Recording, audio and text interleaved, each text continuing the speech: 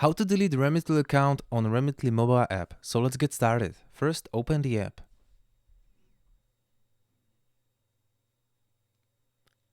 Then, all the way down here, click on this widget, Settings.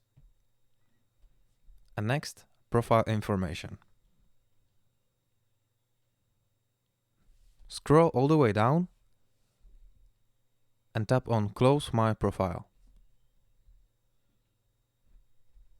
Okay. I understand that I won't have access to my profile after it is closed. Just fill this checkbox and click Close My Profile.